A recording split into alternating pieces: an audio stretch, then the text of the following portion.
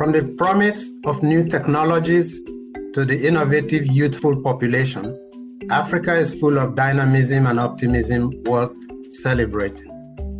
Hi, I'm Aloysius Uche Ordu, Director of the Africa Growth Initiative at Brookings and host of Foresight Africa. Since 2011, the Africa Growth Initiative has published a high-profile report on the key events, trends, and issues likely to shape affairs in Africa over the year ahead. Entitled Foresight Africa, the goal of the publication is to bring high-level attention to key issues that merit proactive policy actions. Earlier in January this year, we launched the 2022 edition of Foresight Africa. I am delighted to introduce our new podcast series, Foresight Africa. With this podcast, we intend to introduce you to the authors who contributed viewpoints to our report. Along this journey, we will also introduce you to other key figures in the front lines of development in Africa. Today, our conversation will be on the exciting subject of technology, in particular, data governance in Africa. I am delighted to be joined by two amazing leaders in the field of data governance, Goh and Buhle Goslar. We will discuss opportunities for the private sector to do its part on data governance in a world of accelerating digitization. Leslie is the Senior Technology Advisor at the World Bank, where she advises on the adoption of technology innovations to boost the digital economy in emerging markets in East Asia and the Pacific region, the Middle East region, and Sub-Saharan Africa. Buhle Goslar is the CEO of the Africa region and Pakistan at JUMO, a financial technology company that partners with banks and other e-commerce stakeholders to deliver progressive financial choices to customers in emerging markets across Africa and Asia. We are lucky to have them both with us today. This is their story. Buhle, welcome. Thank you, Aloysius. Leslie, welcome to you. Thank you so much. Let me start by asking each of you about your stories. How did you get to this point in your career? Leslie. Well, thank you very much for this opportunity to contribute to an important piece. And I really enjoy reading the final product. And I'm also very honored to be with my friend Buhle here to co-author this together. So a little background about myself. I'm a technologist and started my career as an entrepreneur and eventually landed in a big tech to provide technology solutions for government. For the last 4 years at the World Bank, I've been advising and implementing technology solutions to many of the governments around the world in emerging markets and to facilitate public and private partnership in order to unlock the full potential of digital transformation. Yet, frequently, we come across frictions in much of these multi-stakeholder partnership.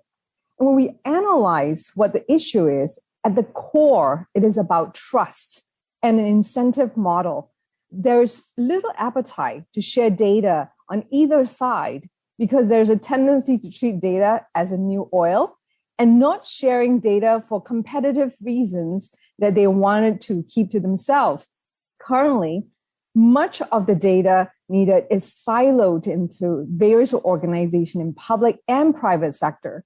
At the same time, many jurisdictions select the comprehensive data protection, data security regulations to protect people's rights and create a sustainable mechanism for data usage and reuse. In addition, institutions struggle to build such actionable models that leads to systems that focus more on collective use of data set and then unlocking the value of data to spread throughout the institution. And then, of course, there's data accuracies and biases that are built into some of these data sets that needs to be addressed. Now, data, as I said, is a non-rival product.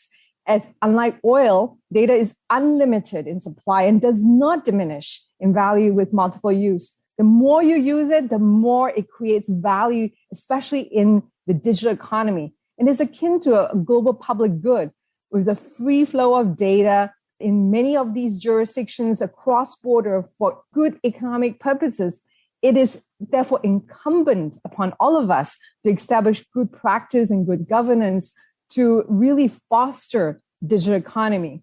So what we need now is a trusted framework to encourage more government and more private sector to collaborate together. And trust is an important underpinning foundation for this. That is the reason why I devote so much of my energy in this space and love it when I can bring others along to try to come together. Buhle, and you? Thank you, Aloysius. It's a real pleasure to be on this podcast. And I have just loved working with Leslie, and I take any opportunity to do so. So how did I get to this point in my career? That is a very interesting story. Certainly, if you had spoken to me 15 years ago, I would not have said that data governance would be something that I spend a lot of time on. A lot has changed. I think it's really a story that begins, interestingly enough, when you think about 7 or 8-year-old Buhle. And my dream really was to become president.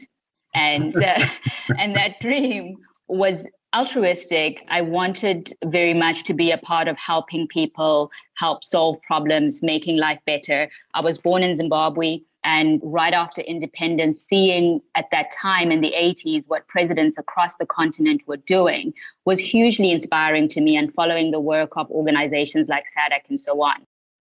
Needless to say, as time went on, reality crept in, and I realized that perhaps that was a very lofty goal and I might not achieve it. So I thought for a while that I might become a lawyer and advocate, and that would be a way of helping people. But by the time I finished high school, I realized that perhaps that was not the right career for me. And I did what many people do on this continent when you're undecided and unsure of what to do, which is go study business. You can never go wrong if you're in the business of creating value and making money. It's interesting because I think that within working in business, I found myself working across many sectors, but really where I am now at the intersection of capital and banking, technology and data, I've been reconnected with my mission because we're living in an age, I think, with all of the tools that are available to us in terms of mobile technology, cloud computing, where those sectors can contribute to fundamentally transforming the economy. And I've been fortunate enough over the past 8 to 10 years to find my true calling working in financial technology and creating products which are helping entrepreneurs across the continent and beyond to improve their livelihoods, to create employment, to create really better outcomes in any aspect of their life. And that's how I got here. Fantastic stories. Thank you very much. So what motivated you both to actually co-author a viewpoint this year for us, for Foresight Africa? Well, when I first met Buhle in 2019, that's pre-COVID days, in Nairobi at the Afro-Asia FinTech Festival hosted by the Kenya Central Bank in partnership with Monetary Authority of Singapore. I was really impressed by her leadership at JUMO, and we couldn't stop talking about all aspects of FinTech and data governance. And we had the most engaging exchange I remembered. In fact, that was the highlight of my trip. And subsequently, we kept in touch and we invited Buhle to the IFC SME Finance Forum.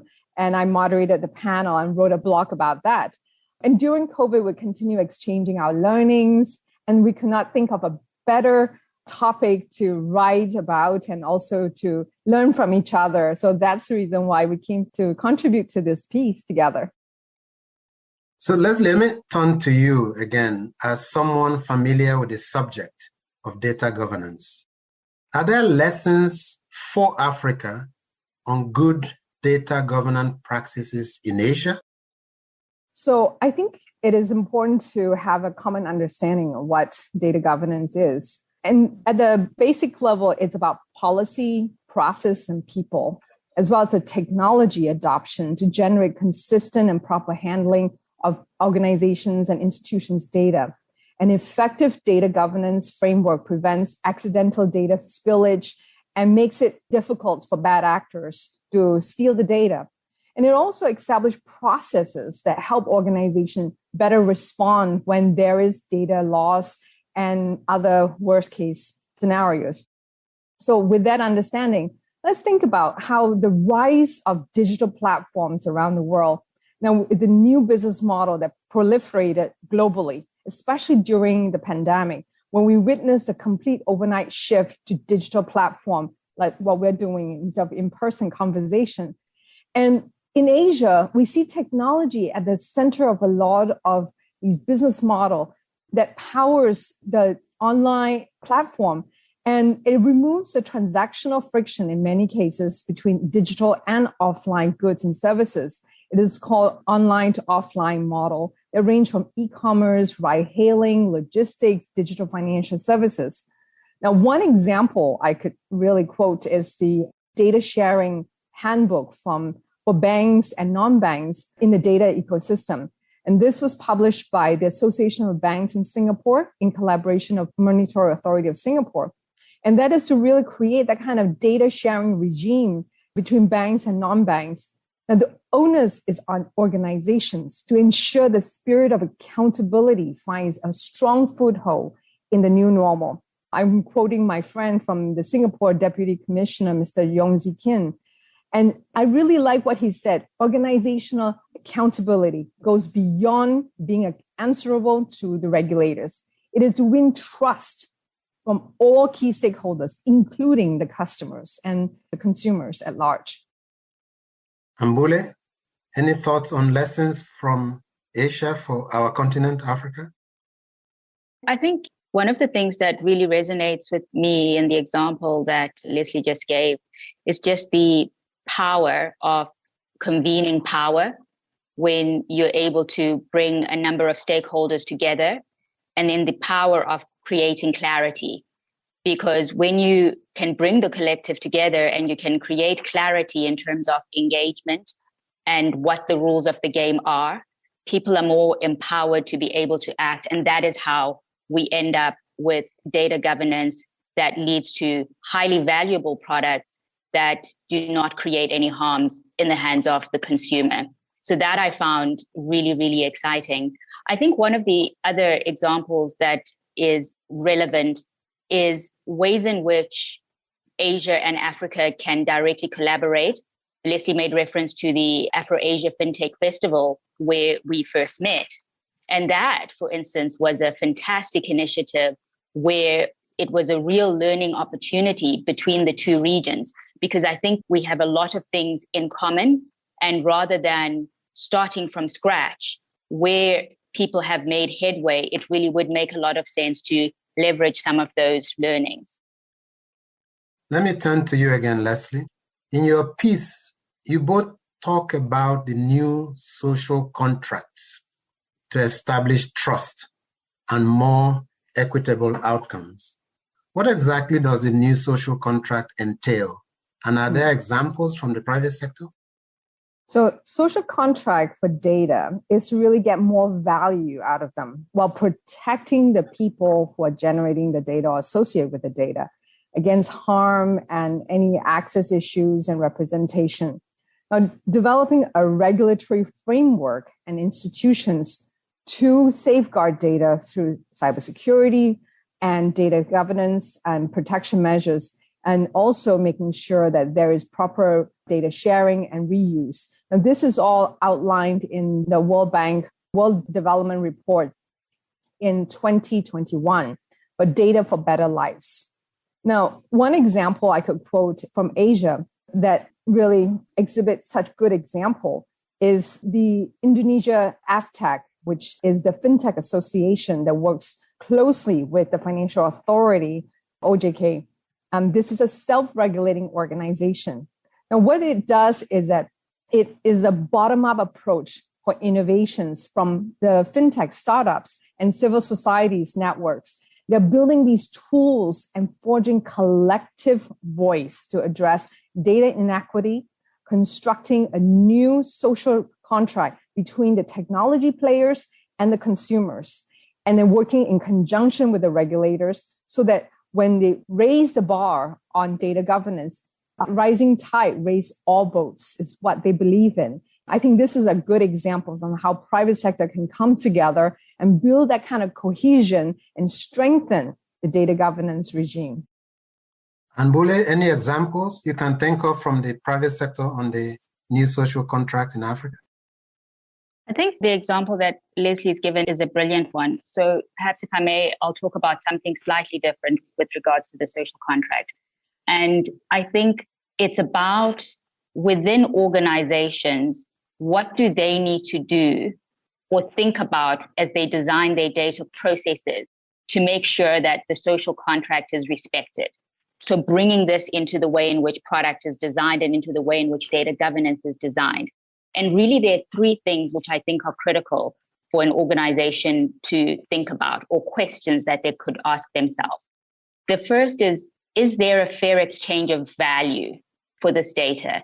So if we were in the customer's shoes, would they feel that the way in which we are sharing, using, reusing this data is benefiting them? They're sharing in that value. The second question is one around equity or inclusion. So is the way in which we process data including more people? So if it's algorithms in credit scoring, for instance, they biased against women or agripreneurs, who's getting left behind or who's getting harmed? The last question is the way in which we're dealing with this data and designing promoting trust? So whether that's investment in cybersecurity or really just your data infrastructure in general. I think those are things that organizations need to be thinking about. Certainly, it's something which we think about a lot with regards to the social contract in my own organization. And I've seen one example that I can give in Nigeria, an organization called Lifebank. And their work is really around making sure that life-saving blood gets to where it needs to solve issues like maternal mortality. And to do this, they used vast amounts of data, both personal and data that sits with hospitals and so on, to make sure that they can predict where blood and other important biomedical supplies are needed, and then also get them there. And that's an organization that's definitely thinking through value, equity, and trust, and making sure that anyone, regardless of their income level, can get good health care. Fascinating indeed. Let's stay with you, Buhle. What challenges do private sector players in Africa face in designing and operationalizing data governance? Thanks. That's a great question. I think for the private sector, there are probably three issues that are the biggest problems when designing and operationalizing data governance. And the way I think about them is firstly at a market level. And when you look at each country, something I come across very often is that data protection laws are emergent and in many instances, sometimes conflicting between the different local bodies that effectively act on the data sphere, be that the central bank and the communications authority and maybe the customer protection authority. And it can be quite difficult to get clarity on what and how to design, as well as how to put that into effect. The second area where I see challenges is around costs and capacity for the private sector. Many businesses that are leading really in the data economy are operating often on a very tight leash financially, and maybe startups, for instance. And with this kind of skeleton staffing, it is quite difficult to use some of the best practice that's out there in terms of design because they simply can't afford the types of teams that are required. That notwithstanding, there are ways around this, creating dual roles and retraining on the job and so on, but it is a challenge.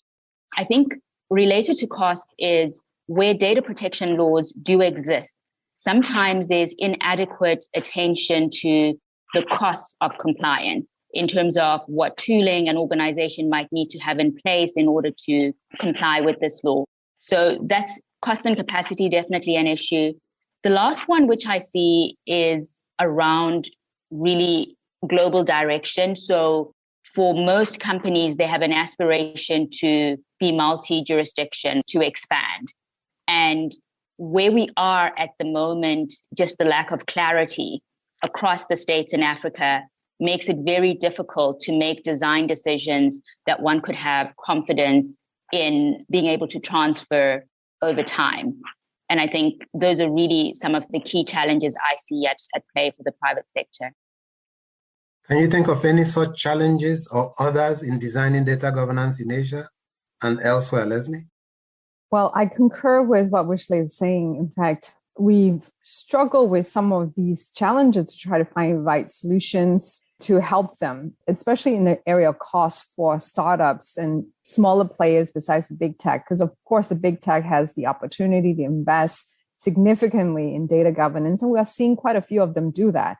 But the mid-tier, the small, medium enterprises, and the young startup may not have the costs, the financial model, as well as the capacity to do that.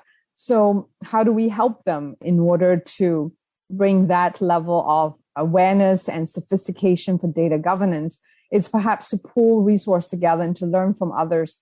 And that's one of the areas that I try to encourage more of partnerships that will bring the level of capabilities around data governance into the next level of maturity, because it's a journey. You don't flip a switch and it become better in the space.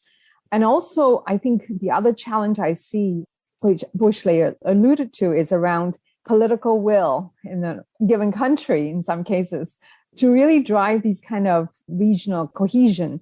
And it is a mindset shift and also accountability issue to build trust. Organization and accountability has to be in place to not just answer to regulators, but also to make sure that they really have the right intention to build these kind of framework to create that ability, not just for their own good, but then for the greater good for the ecosystem. And it's a tough proposition. And it is not just a challenge in Asia or Africa, it's across the board. And that's the reason why we don't have a global data governance standard yet. We're still working on it, but definitely important agenda to continue pursuing. Leslie, let's stay with you, because today we live in a world of disinformation and misinformation. These terms are often used interchangeably by the general public. Perhaps you could help us explain to our audience today what these terms actually mean, and then what are the challenges from disinformation and digital harm? This is a topic that is of great importance to me because we frequently get into this terminology, what shall I call that, misuse in some cases. They're usually used interchangeably because it talks about wrong or false information, but the key is intent. Now, disinformation is when you know for a fact that the false information is to spread on purpose to inflict harm on others. So a good example, in fact, this book that I highly recommend, Tools and Weapons by Brad Smith, the president of Microsoft. He talks about technology and data could be weaponized in the form of deepfake and disinformation. Now, deepfake was a term coined in 2017 to describe realistic photos, videos, audios, and other forgeries using artificial intelligence. Now, deepfake is of huge concern because the technology is available and easy and is so cheap to use deepfake. Now, deepfake, fake videos and audio recordings, they are new tools to spread disinformation at scale on social media channels and amplified by these platforms. Therefore, governments and civil societies and private sector organizations and big tech should invest immediately in education and to mitigate such risk and help societies understand the difference between deepfake and disinformation that's out there, and fund for technology research and innovation to provide countermeasure and policy to protect the vulnerable population, because it is almost real information. And most people do not have the knowledge and the deep research to understand what they see on Facebook, Twitter, whether that's true or false, if someone is manipulating that by the bad actors. So that is one of the greatest harm and challenge on the digital channel. And these ubiquitous deepfakes, as well as various forms of disinformation across social media, has placed such a huge spotlight on data policy. What is the victims' redressability? And what is the role of government and private sector in calling for greater accountability, transparency, and responsibility across the data ecosystem? Digital harm can happen to anyone at any time, and is particularly challenging when the harm is online across multiple jurisdictions. And these harms affect not just individual victim, but is also potentially a silencing effect on women and minority groups and shutting them out from participation, especially the journalists who are out there telling the truth and doing their work in order to surface the truth to our community. So we need to raise the bar on this and really create that awareness. So you, Buhle, any thoughts on the challenges of disinformation and digital harm in Africa? So this is something that worries me a lot. And I have more questions than answers, but I think maybe where I should start is really just thinking about why the information platforms that Leslie mentioned are so important and how those platforms are used across the continent. So be that Twitter or Facebook or YouTube. I think they're important platforms globally, but in Africa more so because they become platforms where one goes for education, for connection, not just with people on the continent, but with the diaspora, where one goes in order to make money. We're seeing increasingly a growing online entrepreneurship economy.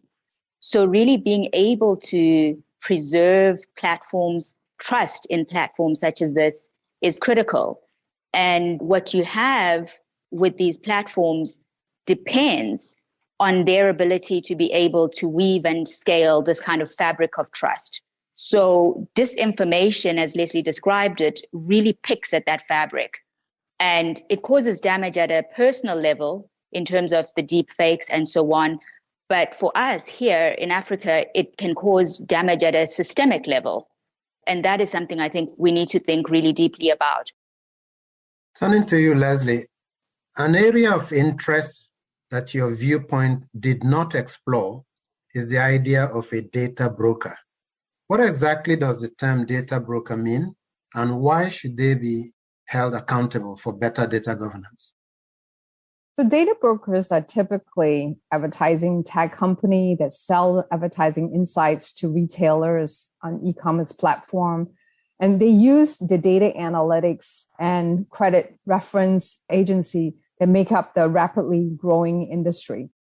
Data brokers mine a treasure trove of personal information, location, transactional data to paint a picture about an individual, every one of us, part of that community now, unfortunately, such as your preferences, political and religious leanings, personal traits, etc., all packaged and sold by data brokers to a range of industry players, mostly banks, insurers, retailers, telecom, media company, even governments in some cases.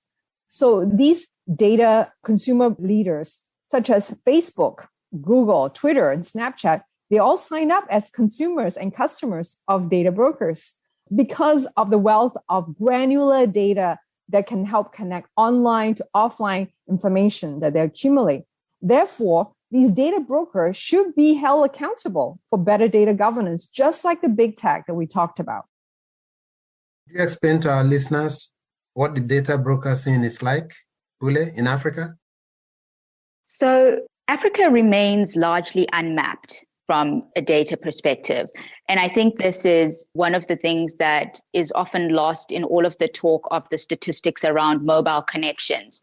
The reality is that the ability to piece together information and create a profile, rich profile on an individual in Africa remains quite limited. In fact, huge swaths of our population don't even have a formal address. That said, the closest we have probably to data brokers at the moment would be something like credit reference bureaus. A lot of what actually is still happening in Africa is bilateral data sharing. So between two organizations, like a bank and a telco, for instance, sharing data. And a lot of that is typically governed by the terms and conditions of a contract and acceptable usage of that data. One market where we have seen a number of data brokers starting to come up, I would say, is South Africa. But a lot of that development has really been arrested with the introduction of the POPI Act, which stands for Protection of Personal Information, that came into effect mid-2020. So to a large degree, data hasn't been commoditized in Africa, and that's a good thing.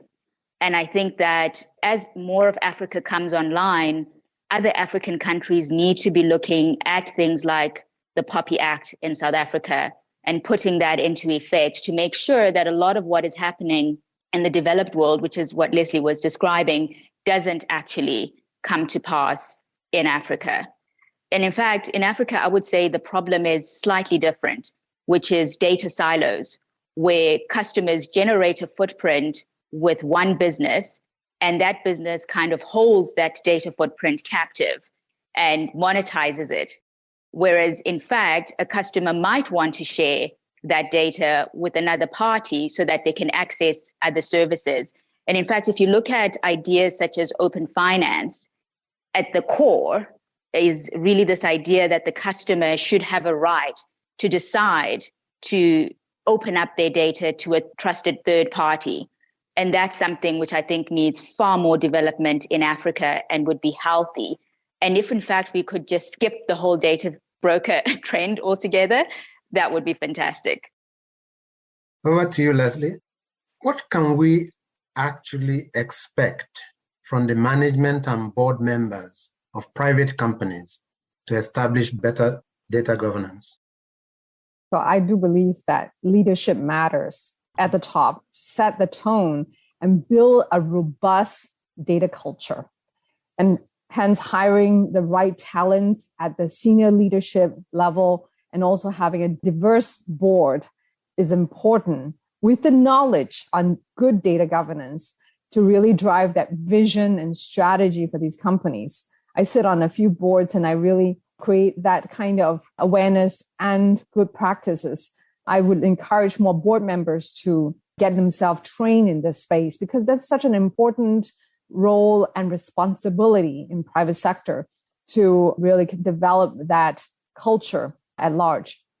And for example, in big tech, Google just hired a new vice president on technology and society who is exploring technology impact on society and shape the firm's point of view on subjects including artificial intelligence, the future of work, sustainability, and areas that makes a difference. So we look forward to hearing more vision from such executive. And big techs in general also has a very important role to play when it comes to these kind of leadership. When these big tech come into play, there's a rapid and significant expansion of new risk to the financial stability, such as new channel of systemic risk across borders and also countries with mixed approach to regulation and supervision. The other one is around the leadership in private sector, such as small, medium enterprise and startups, to participate in sandbox testing with regulators. Very important because they don't have the capacity to build all that capabilities in-house, hence working in close collaboration with the regulators and exchanging knowledge among the startup community definitely will help build better practice on data stewardship. So you start from the beginning and plan, design, and implement these kind of good practices and data governance regime will help foster greater innovation among these smaller players in the SME community. Leslie, you referred to the new hire by Google, the vice president. I was quite excited when I read about our Zimbabwean brother who's just been tapped for this important role. It gives one the opportunity to expect that hopefully more of such hires on the continent will be afoot. Let me turn to you, Buhle. As a CEO of a private sector company, what are the incentives that drive your proactive investment in data governance? That's a great question. It's a great question because it's true that if you don't align incentives for the outcome that you want, you won't get that outcome. And what's interesting, as I've seen through what incentivizes us to make the investment, is I actually think that this is true for all companies. And perhaps the only difference between us and them might just be that they haven't really thought about it. So the first thing that incentivizes us is we realize that this is really a long-term investment in our customer value proposition, because privacy is the future. For instance, investing in features like permissions and so on is going to be critical if you want to compete for customers. So really, this idea of responsible stewardship of customer data is not a compliance initiative. It's actually an investment in customer value proposition. And I think that that's a huge incentive on its own. And the second one is that most businesses run on data. And anything that is critical to your business, you typically protect it. So why would that not be the same with data? Why would you not invest in cybersecurity, cyber insurance, and all of those good things? The last one is really around market incentive or inevitability, I could say, which is we can see where the world is going. And if you don't get involved, engage with the data protection bodies in the markets in which you operate, design proactively, work with other industry players, you're going to be playing catch up later. So it just makes sense to start working on these issues now. And I think those are incentives which exist within my organization, but I think apply more broadly across anyone who's working in the data economy. Over to you, Leslie. What trends do you see in consumer education in the private sector, and how do you expect this to impact data governance in the long run? Well, I work more closely with governments and large private sector, and I do see that they're investing in the areas on good data hygienes and such, and campaigns that government put together to foster that kind of better behavior, especially during COVID, where there's a high rise in cyber attack and scams and so forth. In fact, just this week, I signed up for a National Privacy Week in DC, and there is an online sessions offered by the National Institute for Standards and Technology, NIST, Privacy Framework Quick Start Guidance for Small and Medium Business. And it really created a very simple, digestible guide to help them to provide better data protections for the consumers. So examples like that is definitely important. It raises the awareness, it creates good practices, and it happens on a regular basis so that you make that become a habit. And that's why I call it data hygiene. Just like we wash our hands frequently now during COVID, is the kind of behavior change that needs to continue nudging us to do the right thing over time. And Buhle, do you see similar or different trends in consumer education in Africa? So my perspective is very much a private sector perspective. I spend a lot of time looking at how organizations are engaging with their consumers and really taking them on the journey of where their data is going and how it's being used. And I think when it comes to education on this, I have concerns because to me, broadcast communication or vague notices really kind of fly in the face of everything we know about education or how humans learn. And what we really want to see is more action learning type product innovation. So I love it when I see education like demo accounts, or where I can see that organizations are thinking about putting notifications in plain and simple language at the relevant time in a customer journey, not hidden in terms and conditions somewhere. So I do see that some organizations are working on this, but I'm not seeing enough of it. The other thing which I am concerned about is that most of the tools which currently exist, or the interventions that I can see, are not optimized for less sophisticated devices. And we know that there is still a significant part of the population in Africa that is not on sophisticated smartphone devices and that doesn't have reliable internet, right? And these are people that are still using USSD technology, which USSD is basically just a mobile protocol that doesn't require the end user to have internet. It's when you dial things like *1234#. Now, a lot of people are still using this. And when you look at the customer education that exists, a lot of it hasn't been built for people that are operating on these types of devices. And it's a difficult one, right? Because if we expect that people will move off this technology in due course, how do you incentivize the private sector to invest in it? And I guess it really just becomes a question of how each company thinks about that and how long it will last. But some areas definitely of concern that still need addressing. Let's now turn broadly to public policy issue. To you both, if you had a couple of government officials with us in this conversation today, what would you tell them should be the priorities on data governance in the year ahead? I mentioned earlier about people, process, and policy. So starting on the policy side, creating that institutional capacity to really handle this, appointing a chief digital privacy officer to really provide that leadership at the top is important, because then it creates a consistent framework and strategy throughout the entire organization and cascade all the way across the organization. And also instilling in everyone in the organization a sense of responsibility that personal data protection is in everyone's responsibility, just like cybersecurity is in everyone's responsibility, not clicking on links in emails that comes to you off mobile phone to prevent phishing and scam attacks. And then having these deep training within the organization, just-in-time training that helps everyone skill up in this space. And then, of course, the process needs to be adjusted for the modern digital world.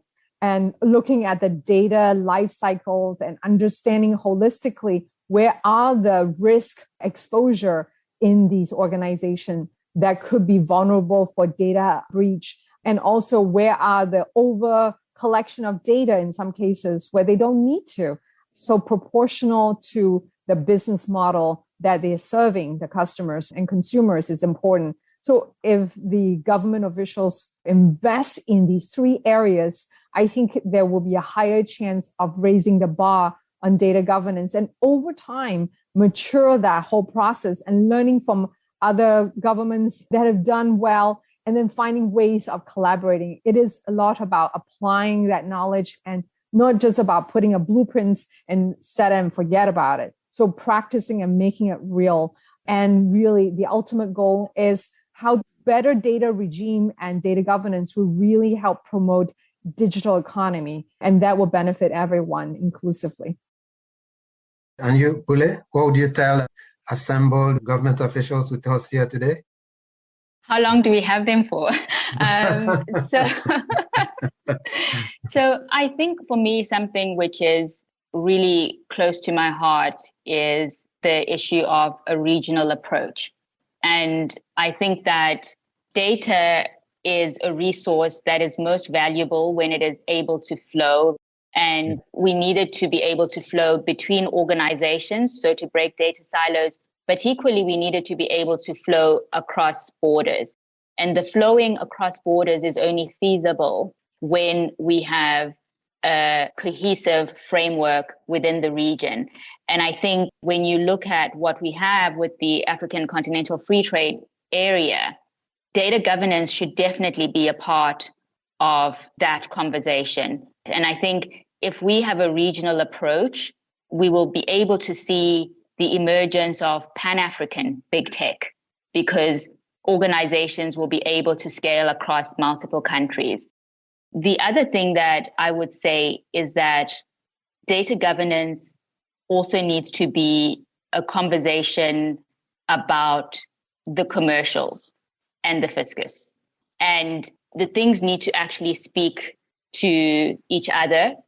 And when officials design things, they need to think practically what that will mean in terms of the cost that carry to the end user. So you can't just go, we would like e-signatures, or we would like you to call for data with this entity and that entity, without thinking what that will add to cost for the citizens.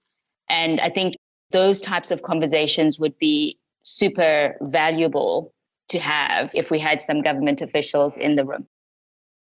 Thank you. Thank you very much. For today, we've heard from two experts on the subject of data governance in the private sector. Data is the new oil is a common saying we hear. Protecting and safeguarding our data against bad actors is a major challenge we face the world over.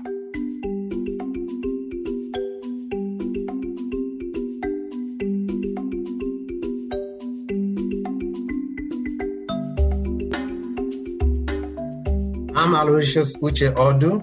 This has been Foresight Africa.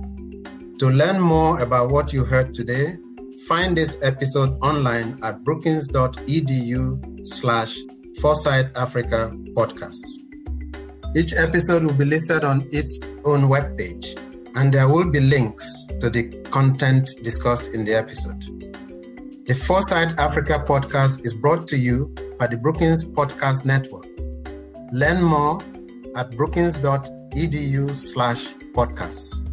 Send your feedback and questions to podcast@brookings.edu. My thanks to the production team, including Fred Dews, producer, Timara White and Christina Golubski, associate producers, Gaston Riboredo, audio engineer, and Sky Sutton, audio intern. The show's art was designed by Shavanti Mendez, based on a concept by the creative firm Blossom. Additional support for this podcast comes from David Bachek, Ramen Preet Kaur, Ian McAllister, Chris McKenna, Soren Mesna Zaidel, Chris Peters, Andrea Risotto, Esther Rosen, and Ashley Wood Schelling. Thank you very much.